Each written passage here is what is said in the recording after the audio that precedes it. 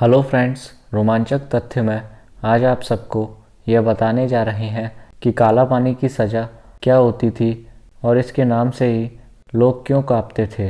काला पानी की सज़ा बीते ज़माने की एक ऐसी सज़ा थी जिसके नाम से कैदी कांपने लगते थे। दरअसल ये एक जेल थी जिसे सेल्युलर जेल के नाम से जाना जाता था। आज भी लोग इसे इसी नाम से जानते हैं।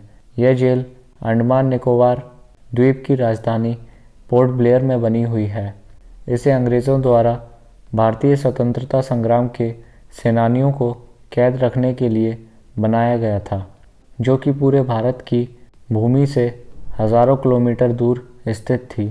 काला पानी का भाव सांस्कृतिक शब्दकाल से बना माना जाता है, जिसका अर्थ होता है समय या मृत्यु। यानी काला पानी शब्द का अर्थ मृत्यु के स्थान से है, जहाँ से कोई वापस नहीं आता। हालांकि अंग्रेज़ों ने इसे सेल्युलर नाम दिया था, जिसके पीछे एक हैरान करने वाली वजह है। सेल्युलर जेल अंग्रेज़ों द्वारा भारत के स्वतंत्रता सेनानियों पर किए गए अत्याचारों की मूक गवाह है। इस जेल की नींव 1897 ईस्वी में रखी गई थी और 1906 में ये बनकर तैयार हो गई थी। इस जेल में कुल 698 कोठरियाँ बनी थीं और प्रत्येक कोठरी 15 बाई 8 फीट की थी। इन कोठरियों में 3 मीटर की ऊंचाई पर रोशनदान बनाए गए थे ताकि कोई भी कैदी दूसरे कैदी से बात ना कर सके। यह जेल गहरे समुद्र से घिरी हुई थी, जिसके चारों ओर कई किलोमीटर तक सिर्फ और सिर्फ समुद्र का पानी ही दिखाई देता था। इसे पार कर पाना किसी के लिए भी आसान नहीं था।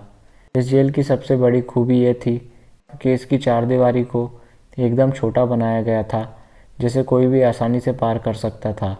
लेकिन इसके बाद जेल से बाहर निकलकर भाग जाना लगभग नामुमकिन था, क्योंकि ऐसी कोशिश करने पर कैदी समुद्र के पानी में ही डूबकर मर जाते थे।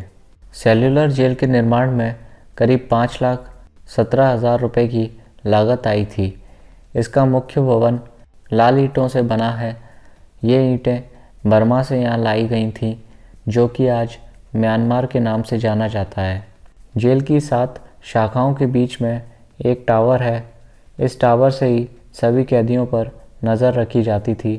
टावर के ऊपर एक बहुत बड़ा घंटा लगा था, जो किसी भी तरह का संभावित खतरा होने पर बजाया जाता था। सेल्युलर जेल में सज़ा काटने वालों में कुछ बड़े नाम थे: बटुकेश्वर दत्त, विनायक दामोदर सावरकर, बाबूराव सावरकर, सोहन सिंह, एस चंद्र चटर्जी, डॉक्टर दीवान सिंह, योगेंद्र शुक्ला, वमन राव जोशी और गोपाल भाई परमानंद। सेल्युलर जेल की दीवारों पर वीर शहीदों के नाम लिखे हैं। यहाँ एक संग्रहालय भी है, जहाँ उन अस्त्रों को देखा जा सकता है जिनसे स्वतंत्रता सेनानियों पर अत्याचार किए जाते थे। भारत को आज़ादी मिलने के बाद इसकी 2 और शाखाओं को ध्वस्त कर दिया गया था। शेष बची 3 शाखाओं और मुख्य टावर को 1969 में राष्ट्रीय स्मारक घोषित कर दिया गया था। सन 1963 में यहाँ गोविंद बल्लभ पंत अस्पताल खोला गया था। वर्तमान में यहाँ 500 बिस्तरों वाला अस्पताल है और 40 डॉक्टर यहाँ के निवासियों की सेवा कर रहे हैं। 10 मार्च 2006 को सेल्युलर जेल का शताब्दी वर्ष समारोह मनाया गया था, जिसमें यहाँ पर सज़ा काटने वाले क्रांतिकारियों को श्रद्धांजलि दी गई थी।